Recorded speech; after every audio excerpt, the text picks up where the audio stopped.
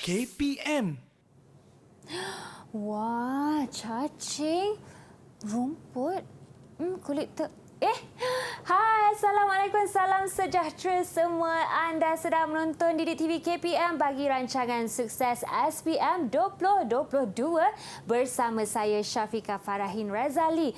Dan hari ini rakan-rakan semua, apa yang kita nak belajar sebelum tu seperti biasa sukses SPM ni memberi fokus kepada cara menjawab soalan SPM bagi lulus dan cemerlang dalam peperiksaan. Jadi sebelum kita mulakan mata pelajaran pada hari ini, kita perkenalkan dulu guru kita dan sila lihat profil beliau.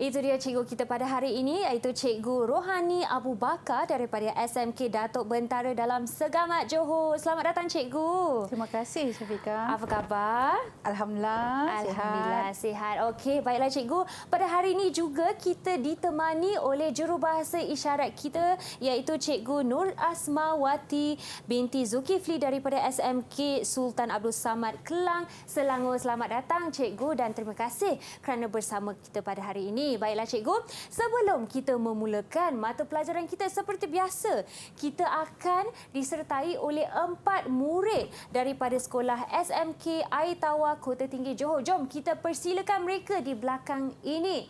Hai semua, Assalamualaikum dan salam sejahtera. Okey.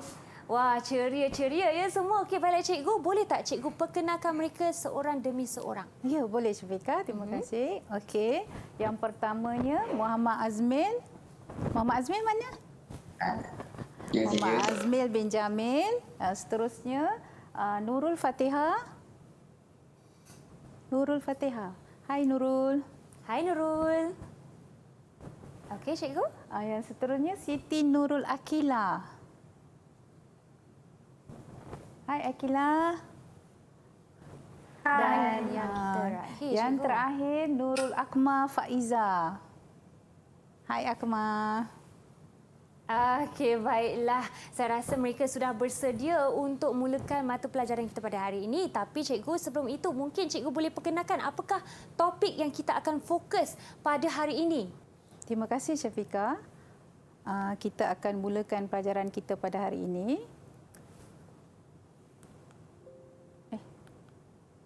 Okey. Pelajaran kita pada hari ini adalah berkenaan dengan penghasilan kompos dan penggalak tanaman. Ia merupakan modul 7 dari silibus tingkatan 5. Okey anak-anak, kita akan teruskan dengan standard kandungan dia. Okey, standard kandungan yang pertama adalah berkenaan dengan penghasilan kompos konvensional dan yang kedua adalah membuat vermikompos dan seterusnya membuat penggalak tanaman. Okey, untuk pengenalan tajuk ini anak-anak tajuk kita lebih kepada kelestarian alam di mana dengan pelajaran yang akan kita pelajari sebentar nanti, kita akan mengetahui cara menghasilkan baja organik dan penggalak tanaman dengan menggunakan bahan semula jadi yang mudah diperolehi.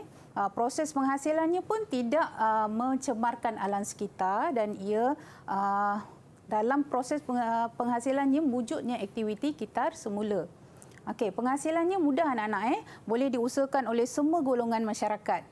Okey, baja alternatif kepada baja kimia di mana ianya juga boleh jimatkan kos pengeluaran hasil pertanian dan yang paling penting Syafiqah, hasil tanaman buah-buahan dan sayur-sayuran yang menggunakan baja kompos ni sangat selamat dan tidak ada bahan kimia. Cikgu, seperti tajuk mata pelajaran kita sebenarnya tanaman makanan. Bila sebut pasal makanan ni mestilah kena selamat untuk dimakan ya cikgu? Ya, Syafiqah, betul. Okey, baiklah. Seperti cikgu Rohani dah sebutkan tadi, kita ada 3 standard kandungan yang kita perlu fokus pada hari ini. Jadi, murid-murid yang mengambil mata pelajaran tanaman makanan, jangan lupa sediakan pen dan nota anda untuk catat nota. Dan kita akan kembali selepas ini di Sukses SPM 2022. Didik TV KPM.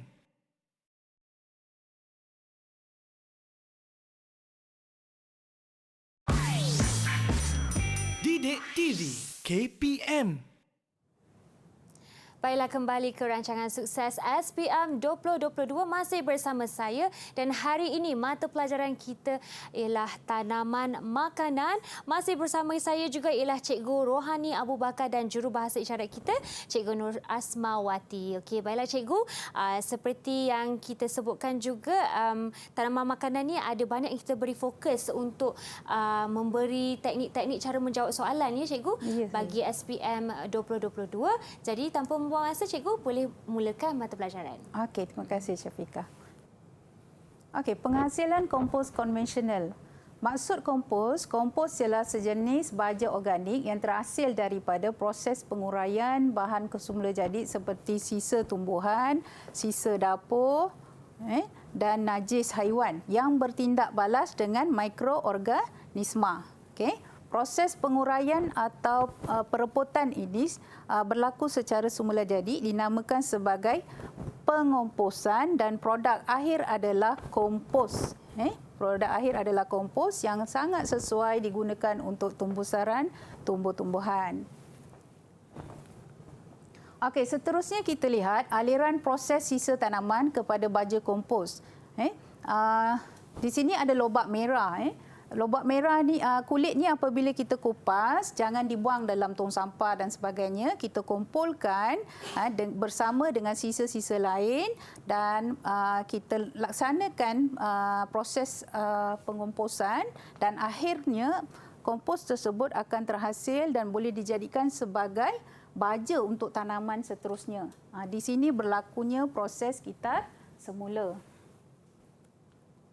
Okey, kita lihat tujuan penghasilan kompos. Pertama, untuk membaik pulih tanah yang bermasalah, murid-murid. Yang keduanya, dia membaiki tekstur dan struktur tanah. Seterusnya, dia membaiki kelembapan dan pengudaraan tanah. Dan akhirnya, dia menambah dan membekalkan nutrien dalam tanah. Murid-murid, kita ketahui apabila tanah tu sentiasa kita gunakan, kita tanam berbagai tanaman, nutrien di dalam tanah akan berkurangan. Okey, kita pergi kepada soalan contoh 1. Siapa yang nak jawab? Okey. Saya cikgu. Azmi. Okey Azmi. Teruskan. Nyatakan 4 tujuan penghasilan kompos. 1. Membaik pulih tanah yang bermasalah. Yang kedua, membaiki tekstur dan struktur tanah. Dan yang ketiga, membaiki kelembapan dan pengudaraan tanah. Dan yang last sekali, menambah dan membekalkan nutrien ke dalam tanah. Okey, tahniah Azmi. Tepat sekali ya Tepat cikgu. sekali ya. Okey, 4 markah murid-murid. Ini soalan bahagian A, bahagian A.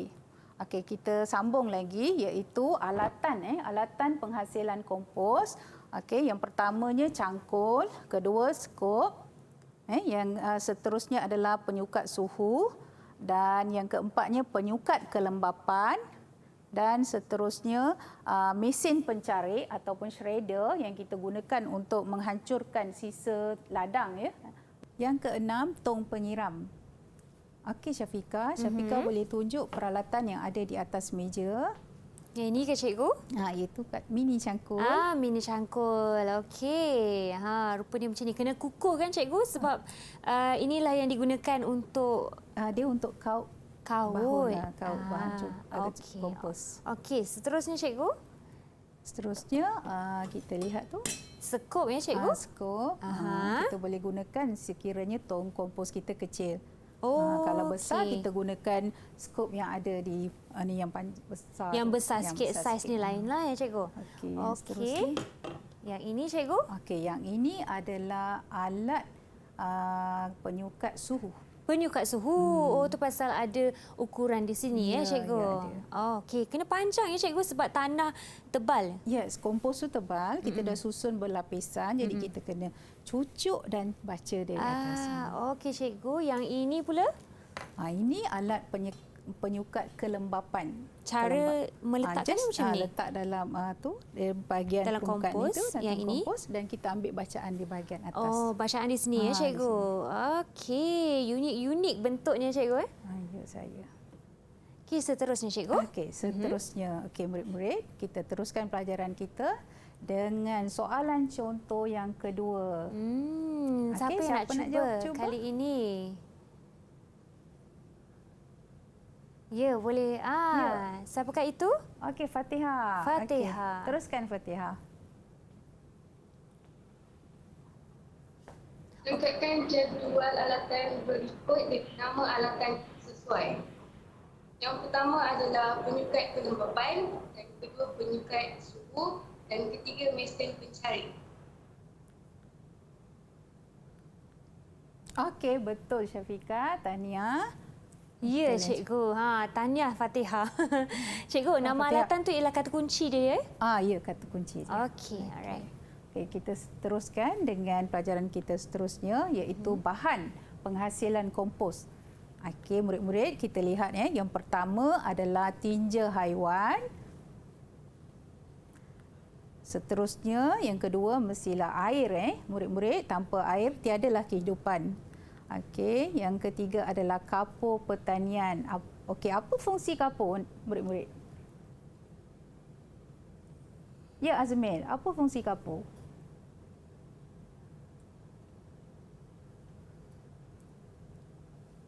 Silakan Azmir. Fungsi kapur ialah untuk menetralkan tanah daripada asid. Okey, tahniah Azmil. Meneutralkan keasidan medium. Sekarang ni kita buat kompos kan, medium tu. Okey, seterusnya. Sisa dapur. Sisa dapur seperti reja-reja sayur ni. Kulit bawang. Ni apa? Apa dia ni anak-anak? Serbuk kopi, uncang kopi. Uncang kopi atau uncang teh. Sisa-sisa dapur ni pun jangan dibuang dalam tong sampah, boleh dikumpulkan untuk pengomposan. Dan sisa tumbuhan hijau terhasil daripada kita mesin rumput dan sebagainya. Dan kita kumpulkan dan kita ketahui sisa tumbuhan hijau ni dikaya dengan sumber nitrogen, murid-murid ya. Seterusnya sisa tumbuhan kering, daun-daun tua yang gugur dari pokok jangan dibakar ya murid-murid, kumpulkan untuk jadikan bahan kompos. Okey, soalan contoh yang ketiga, siapa nak cuba? Ya, Akila. Okey, boleh cuba. Menyatakan 4 bahan yang boleh digunakan untuk menghasilkan baja kompos. Pertama, tinja haiwan. Kedua, kapur pertanian. Ketiga, sisa dapur. Keempat, sisa tumbuhan kering. Okey, betul. Ada lagi tak? Ada lagi tak? Apa sisa dia? tumbuhan hijau. Okey, sisa tumbuhan hijau. Yang penting, ada lagi satu, iaitu air. Air. Kalau anak-anak murid-murid jawab air, air memang penting dalam apa-apa proses pun mesti kena ada air. Okey, Tania. Kita teruskan dengan susun atau bahan dalam penghasilan kompos. Okey. Mulakan dengan sisa tumbuhan kering di bahagian yang lapisan yang paling bawah, seterusnya sisa tumbuhan hijau, disusuli dengan sisa dapur, kapur pertanian dan akhir sekali tinja haiwan. Okey. Dan air ni murid-murid jangan lupa siram air. Okey, kita lihat langkah kerja penghasilan kompos. Mulakan dengan sediakan alatan dan bahan. Seterusnya, sedia tapak kompos atau tong dan masukkan sisa tumbuhan kering satu lapisan. Seterusnya, masukkan sisa tumbuhan hijau dan sisa dapur dan tabur kapur dan tinja haiwan dan akhirnya siram air hingga 50% lembap. Okey, bila tahu 50% lembap, apakah alatan yang boleh kita gunakan di sini? Ya, Syafiqah.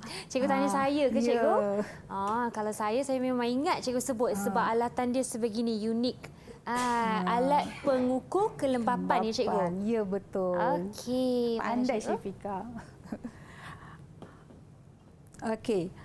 Proses A, B dan C murid-murid kita ulangi supaya dia berlapis-lapis berlapis-lapis dan timbunan kompos ni kita perlu kaut balik seminggu sekali dan suhu kompos disukat. Okey, bila menyukat suhu, apakah alat yang kita gunakan lagi Syafiqah? Mestilah penyukat suhu cikgu. Ya, yang ini. Betul. Tahniah Syafiqah. Ya cikgu. Okey. Bagaimana murid-murid nak ingat Bagaimana murid-murid nak ingat? Ini adalah formula ringkas KHDKT. KHDKT di mana K untuk kering, H untuk hijau, D untuk dapur, K lagi untuk kapur. K yang kedua ni untuk kapur dan T untuk tinja haiwan dan A dia air. Okey. Boleh ingat tak? Murid-murid boleh ingat tak? Murid-murid dalam talian boleh Murid-murid ke? atas talian boleh ingat tak? Boleh cikgu. Boleh. Okey, kita uji dengan soalan. Ingat ke tak? Okey, kita teruskan dengan soalan contoh 4. Siapa nak jawab? Saya cikgu. Okey, silakan. Pernyataan berikut merupakan langkah kerja menghasilkan kompos yang tidak mengikut urutan. So, langkah kerja itu mengikut urutan yang betul dengan menulis A, B, C, D dan E dalam ruang jawapan yang. Masukkan sisa tumbuhan kering satu lapisan B. Sedia bahan, peralatan dan bekas kompos A. Masukkan sisa tumbuhan hijau atau sisa dapur satu lapisan C. Siram air hingga 50% lembap E. Tabur kapur dan tinja haiwan D. Okey, cikgu. Adakah jawapan Akmal tepat, cikgu? Okey, kita lihat jawapan Akmal tepat. Namun demikian, cara menjawab tu Akmal agak sedikit ada kesilapan Akmal. Pertamanya Akmal lihat mestilah sedia bahan peralatan dan bekas kompos yang pertama. Akmal, bukannya Akmal jawab Abi. Dekat tak? Okey. Ya, silakan cikgu teruskan. Okey, kita teruskan Okey, di sini menilai kualiti kompos. Okey, kompos yang berkualiti mestilah kita lihat anak-anak mestilah berwarna coklat kehitaman dan tidak berbau, perui, hilang rupa asalnya dan suhu kompos mestilah mengikut suhu persekitaran. Okey? Mudah nak ingat seperti ini anak-anak. Kompos yang berkualiti di tepi ni coklat kehitaman dan tidak berbau, perui dan hilang rupa asalnya akibat suhu persekitaran.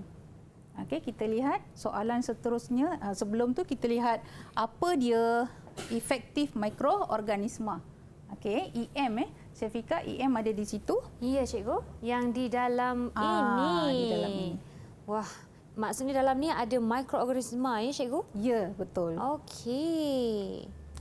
Okey, EM ni penggunaan efektif mikroorganisma atau EM ni dapat menambah baik kualiti penghasilan kompos.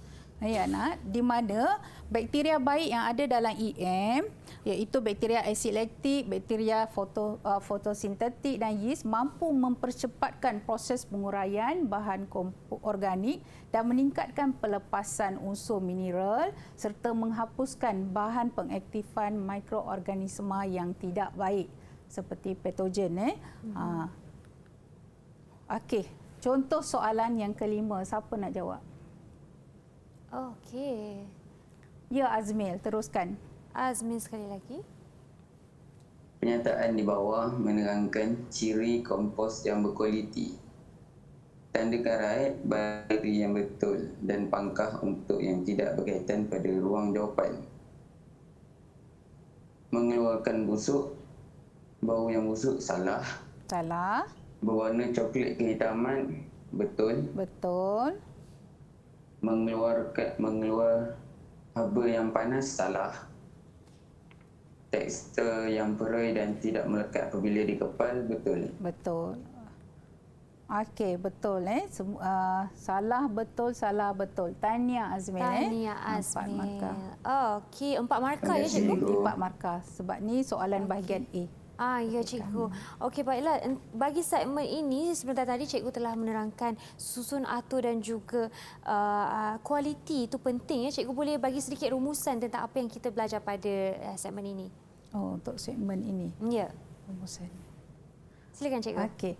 Bagi segmen berkenaan dengan kompos, rumusan yang perlu kita pelajari pertamanya murid-murid, segala bahan-bahan buangan hasil sisa dapur, sisa kebun ataupun sisa domestik tu, sisa dapur murid-murid, jangan dibuang terus ke dalam tong sampah. Sediakan satu tong khas dan boleh dijadikan sebagai kompos dan hasilnya boleh diguna semula untuk tanaman di persekitaran rumah murid-murid. Okey cikgu. Sebagaimana yang kita lihat juga tak memerlukan kos yang tinggi ya cikgu, bahan yang boleh kita semula yang digunakan di rumah sahaja. Ya, betul. Okey, murid-murid dalam talian dan juga di rumah, harapnya anda mendapat sedikit sebanyak pembelajaran daripada hari ini, ilmu juga. Kita akan kembali selepas ini di Didik TV KPM.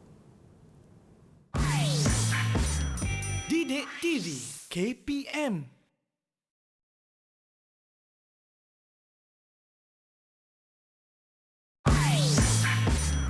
Didik TV KPM. Okey. Kembalinya ke rancangan sukses SPM 2022 bersama saya dan juga Cikgu Rohani hari ini bagi mata pelajaran tanaman makanan. Baiklah cikgu, pada segmen ini tajuk kita ialah penghasilan kompos. Bukan? Vermikompos ya cikgu? Ya, vermikompos. Vermikompos ni apa dia cikgu sebenarnya? Okey, vermikompos sebenarnya adalah baja organik, baja organik yang terhasil daripada penguraian bahan organik yang dimakan dan dicerna oleh cacing tanah. Ya Syafiqah, dia makan, dicerna. Baiklah. Okay, hasil cernaan dia adalah vermikompos. Cacing tu ialah vermi ya cikgu? Cacing tu vermi. Okey, baiklah. Okey. Kita teruskan. Tujuan vermikompos, ya murid-murid, tujuannya adalah menghasilkan baja organik yang bermutu dan berkualiti. Seterusnya, mengatasi masalah sisa buangan, menstabilkan nilai pH tanah dan menghasilkan asid humik. Dan juga dia tidak merosakkan struktur tanah seperti dalam penggunaan baja kimia. Hasil tanaman juga selamat digunakan dan mampu menguraikan nitrogen dalam tanah dan mampu juga membekalkan hormon dan enzim kepada tumbuhan dan untuk tumbesaran. Dia lebih kepada menyuburkan tumbuhan. Okey. Ya cikgu. Okey. Di sini ada contoh-contoh cacing, jenis-jenis cacing yang boleh dijadikan sebagai ejen untuk menghasilkan baja. Okey, ada beza ke cikgu antara belakang dan depan? Belakang dan depan. Okey, ada Syafiqah. Di sini adalah cacing yang, kalau Syafiqah nampak, apa beza dia? Kalau yang ini ya cikgu, dia nipis dan panjang. Nipis dan panjang. Kalau yang itu dia gemuk sedikit. Okey. Kalau gemuk sedikit ni nama dia lain dan asal usulnya pun lain Syafiqah. Ya, cikgu. Yang kurus dan nipis ni kejap lagi kita kenali mereka. Okey, alright cikgu. Okey. Sebelum mengenali cacing ini, murid-murid, kita teruskan dengan soalan. Soalan contoh yang ke-6. Okey. Siapa nak jawab? Okey, saya nak cuba soalan 6. Silakan Kak Tang. Yes, Nurul Fatihah. Fatihah, silakan. Okey, silakan Fatihah. Tuliskan padanan bagi jenis baja dengan penyataan yang betul dalam ruang jawapan. Baja yang terhasil dari dimakan dan dicerna oleh cacing ialah baja bermikompos. Okey. Baja yang terhasil dari penguraian sisa tumbuhan dan haiwan ialah baja kompos konvensional. Dan mampu membekalkan hormon dan enzim untuk pembesaran tanaman ialah baja vermikompos. Okey. Betul siapa tadi? Fatihah. Okey, tahniah Fatihah betul Okey, kita tengok seterusnya. Dah tiba masanya Syafiqah Okey. Yang tertanya-tanya apakah jenis cacing di depan kita ya cikgu? Ya betul. Okey. Yang Silakan cikgu yang itu. Dia nyorok ni Syafiqah. Ya. Cikgu. Dia dah keluar dah. Okey. Okey. Okey, yang besar ni adalah cacing Afrika African nightcrawler. Nightcrawler. Nightcrawler yang kecil halus-halus ni adalah cacing merah. Warna dia pun merah kan? Merah, cikgu menyala. Merah dan yang berbelang dan besar sedikit daripada yang merah ni adalah cacing harimau. Patutlah dia berbelang ya cikgu, cacing dia berbelang. harimau. Tetapi dia punya peranan dia sama ya cikgu? Peranan dia sama. Peranan dia makan cerna. Makan cerna. Okey. Baiklah cikgu, dan seterusnya. Okey, ni dia dah keluar ni. Fikah dia nak lari ni. Itulah kena tutup cepat-cepat. Okey, jenis-jenis cacing kompos jenis-jenis cacing kompos. Pertamanya cacing Afrika anak-anak murid dah lihat cacing Afrika, seterusnya cacing merah dan cacing harimau dalam bekas yang sama ni, dan cacing biru. Cacing biru cikgu tak dapat bawa di sini Syafiqah cacing biru yang dapat bersama dengan kita adalah 3 jenis cacing ni. Okey, bagaimana murid-murid nak hafal jenis-jenis cacing adalah seperti ini formula ringkas iaitu harimau Afrika merah biru. Harimau Afrika merah biru. Ingat tu je. Harimau Afrika merah biru. Okey, kita lihat Okey, tabiat cacing. Okey, tabiat cacing di sini, selera makan yang tinggi di mana cacing yang menghasilkan vermikompos ni dia akan makan mengikut berat badannya. Purata berat badan seekor cacing adalah 4 gram. Jumlah makanan yang diperlukan juga 4 gram sehari. Okey. Seterusnya dia membiak dengan cepat. Sepasang cacing kompos mampu bertelur sehingga 50 kapsul, 50 biji kapsul setahun. Dan dalam setiap biji kapsul tu mengandungi 2 hingga 3 ekor anak cacing. Jadi murid-murid boleh kirakan agaknya setahun tu berapa ekor anak cacing yang terhasil. Boleh dihasilkan. Ya, 100 hingga 150 ekor anak cacing.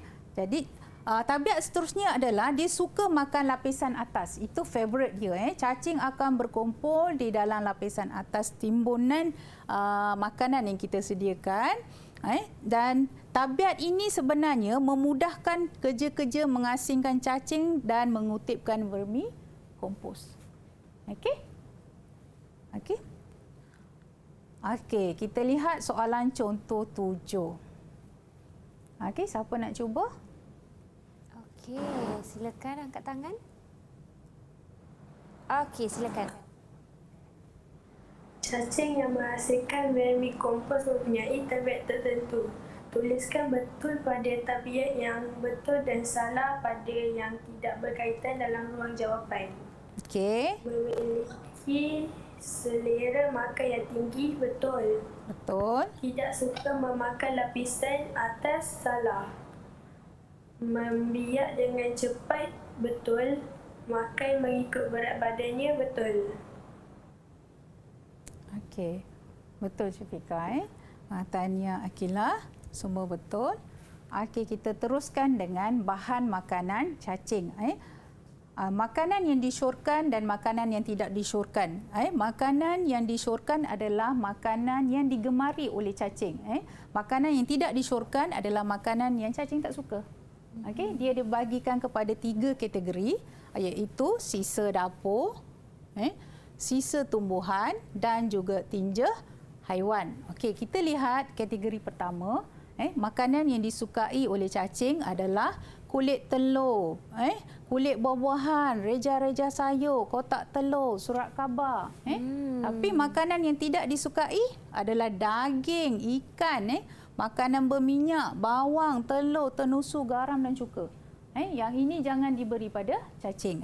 Seterusnya, kita lihat sisa tumbuhan yang disyorkan atau disukai oleh cacing adalah batang pisang, batang jagung, jerami padi, daun-daun dan rumpai. Dan makanan ataupun sisa tumbuhan yang tidak disukai oleh cacing adalah kulit limau dan tumbuhan yang berbau sitrus.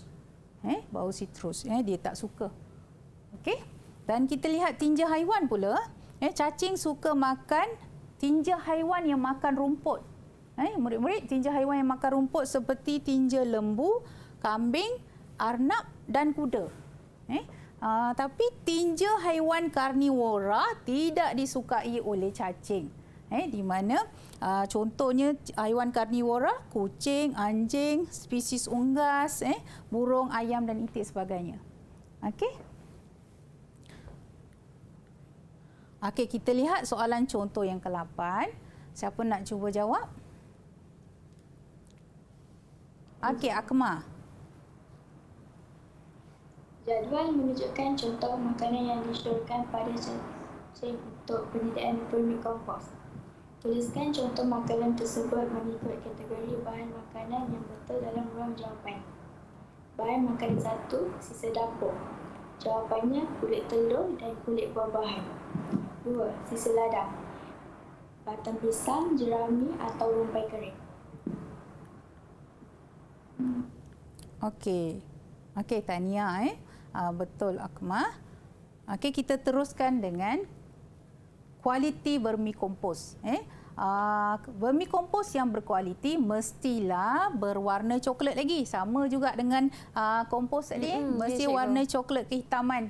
Yang keduanya tidak berbau. Sama juga. Tidak berbau. Dan seterusnya bertekstur halus.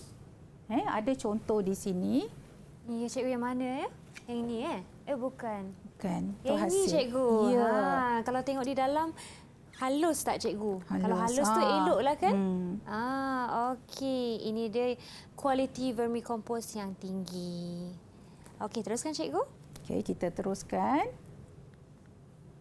Okey, proses penyediaan vermikompos mengikut prosedur. Yang pertamanya kita sediakan bekas cacing. Bekas cacing ada di sini, ada contoh.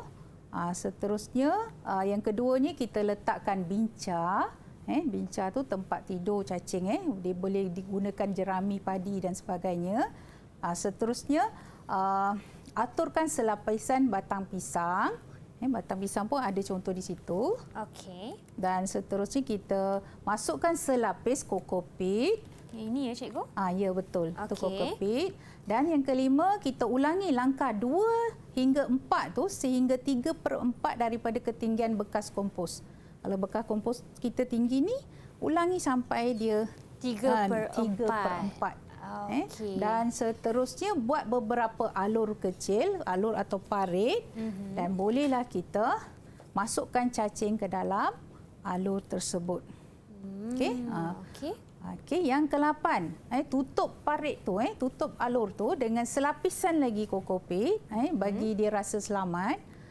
Dan lembapkan medium dengan semburan kabus. Guna spray tu. Yang ini. Spray tu. Okey. Dan akhirnya letakkan bahan makanan dan tutuplah dengan penutup.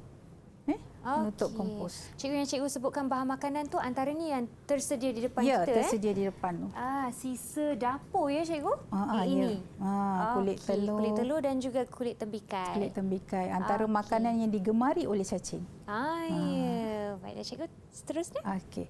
Di sini langkah-langkah penyediaan. Murid-murid boleh lihat gambar di sini. Tu bekas, contoh bekas kompos.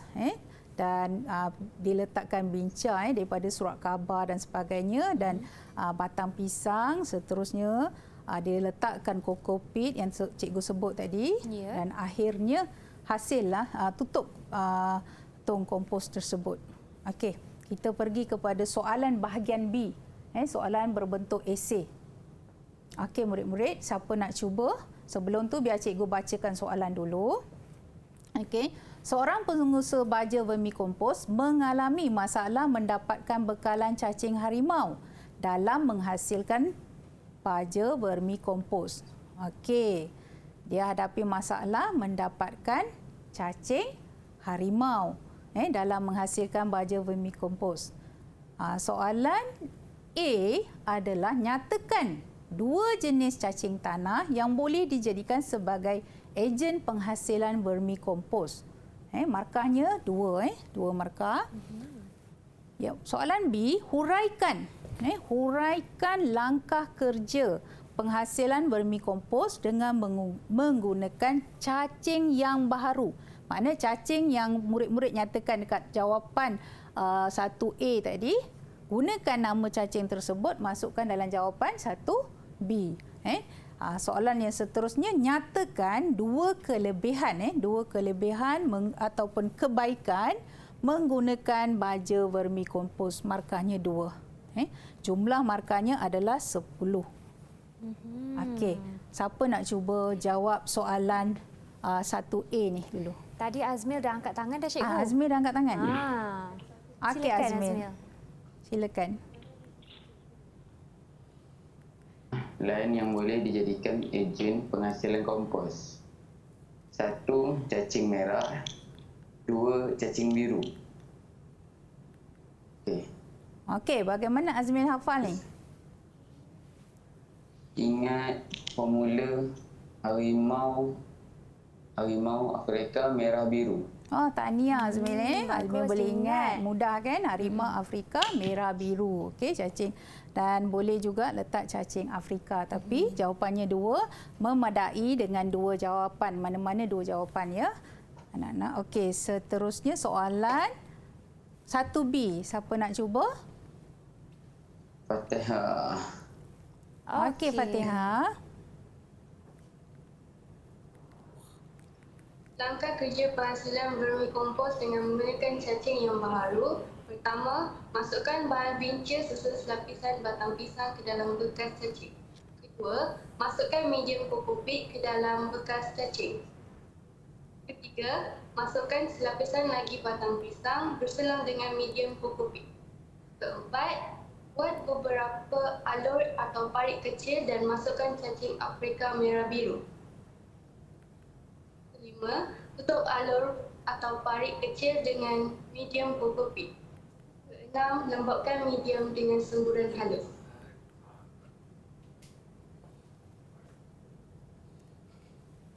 Okey. Tanya Syafiqah, betul dan sekiranya murid-murid jawab letakkan bahan makanan cacing seperti kulit buah tembikai dan tutup bekas cacing dengan penutup, mana-mana 6 jawapan ni akan diambil kira dan markah penuhnya adalah 6. 6 banyak tu cikgu.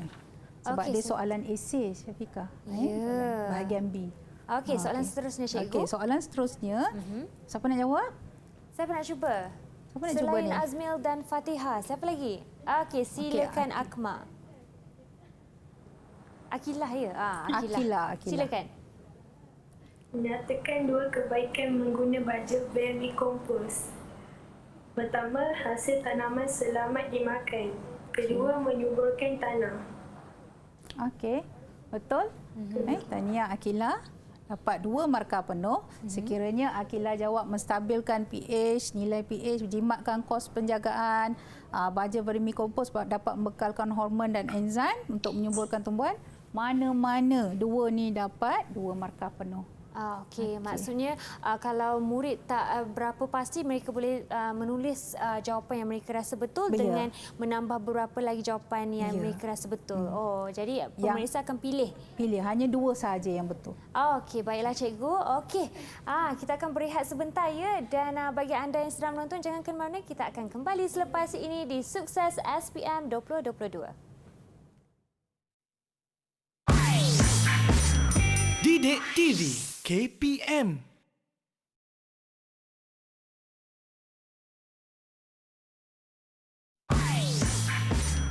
Didik TV KPM. Hai, kita masih lagi di rancangan Sukses SPM 2022. Bagi anda yang sedang lagi menonton kami, sila tonton sehingga penghujung rancangan kerana kita masih berkongsi lagi teknik-teknik menjawab soalan SPM bagi anda lulus dan cemerlang dalam peperiksaan. Okey, balik cikgu. Cikgu Rohani, kita telah sampai ke segmen yang terakhir ya cikgu. Dan apakah yang kita akan memberi fokus kali ini? Okey, fokus kita pada kali ini adalah tentang penggalak tanaman. Okey cikgu, silakan. Okey, murid-murid, kita teruskan dengan pelajaran kita yang terakhir, iaitu maksud penggalak tanaman. Di mana penggalak tanaman adalah satu cecair yang dihasilkan melalui proses fermentasi gabungan bahan-bahan semula jadi seperti buah-buahan, tempatan, sayuran, molasses dan susu bersama mikroorganisma berfaedah. Okey, fermentasi atau proses penapaian ialah proses pemecahan molekul glukosa kepada tenaga tanpa menggunakan oksigen. Jadi penggalak tanaman yang mengandungi unsur-unsur nitrogen, fosforus, magnesium, kalium, NPK yang diperlukan oleh tumbuh-tumbuhan terdapat dalam penggalak tanaman yang bakal kita pelajari sebentar lagi. Okey, sebelum tu kita lihat kebaikan penggalak tanaman. Pertamanya, dia mempercepatkan proses pertumbuhan pokok. Pokok akan cepat tumbuh, mempercepatkan tempoh pembungaan. Dalam pokok cepat tumbuh, berbunga pula tu. Dan seterusnya, daya tahan bagi penyakit tanaman. Maknanya tanaman kita kuat. Dia punya daya tahan dia kuat terhadap penyakit. Seterusnya, dia boleh memanjangkan tempoh hayat pokok tersebut, tanaman tersebut, dan meningkatkan hasil tanaman. Seterusnya, dia juga boleh meningkatkan daya tahan ulang. Ya cikgu, daya menjimatkan. Tahan ya. Menjimatkan penggunaan baja kimia. Okey, kita teruskan dengan soalan contoh 9. Siapa nak jawab? Okey, yang saya tersalah sebut tadi ya, Akmal ya. Akmal. Okey, silakan Akmal. Pernyataan di bawah menerangkan kebaikan menggunakan penggalak tanaman. Adakah right bagi pernyataan yang betul dan pangkal bagi yang tidak berkaitan dalam ruang jawapan? 1. Meningkatkan hasil tanaman, betul. 2. Menjimatkan penggunaan baja kimia, betul. 3. Memendekkan tempoh hayat tanaman, salah. 4. Meningkatkan daya tahan daripada penyakit, betul. Okey, betul semua. Betul semua. Tania, Syafiqah tadi. Akmal.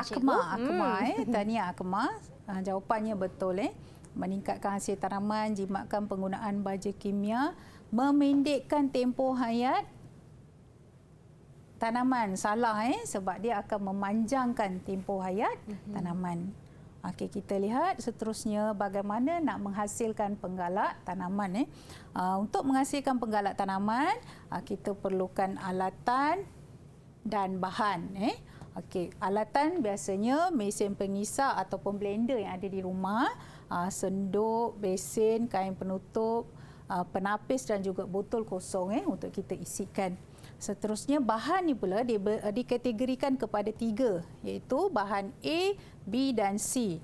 Bahan A, pisang, nenas, betik, kangkung dan belacan. Anak-anak, belacan. Dan bahan B, gula merah yang tadi kita sebut molasses tu. Ya, gula merah. Telur, dedak, beras, hancur. Kalau tak dapat dedak ni, kita boleh guna beras hancur. Dan seterusnya susu cair dan air. Dan bahan C adalah labu, buah labu ni, buah labu dan ragi ataupun yeast. Okey, ni bahannya. Okey, ni proses penghasilannya. Murid-murid, bahan-bahan A tadi kita blender kita hancurkan, blender. Bahan B pun kita hancurkan dan kita masukkan ke dalam tong. Tong untuk penghasilan penggalak tanaman ni, dan kita kacau rata. Seterusnya kita tabur atau kita letakkan hirisan labu di atas permukaan bahan tadi, dan taburkan ragi. Ragi tadi kita taburkan dan tutup, peram dengan kain selama seminggu. Kita akan dapati adanya kulapuk putih di atas permukaan cecair ini. Dan apa yang kita boleh buat? Kita perlu kacau dan tapis. Hasil tersebut tu kita masukkan ke dalam botol sebagai penggalak tanaman. Okey. Ini proses tadi yang cikgu beritahu tadi dengan bergambar. Okey.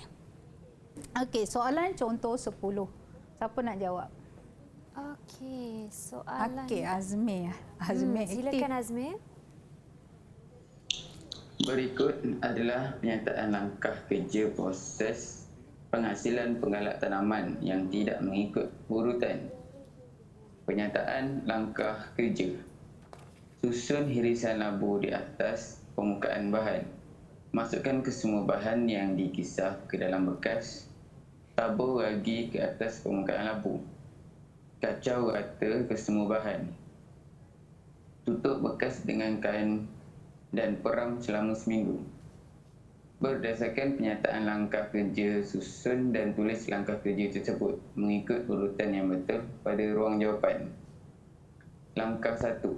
Masukkan ke semua bahan yang dikisar ke dalam bekas. Kedua, kacau rata ke semua bahan. Yang ketiga, susun hirisan labu di atas permukaan bahan. Yang keempat, tabur ragi di atas permukaan labu.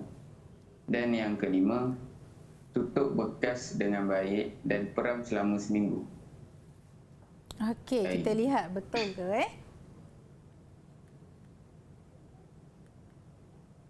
Okey.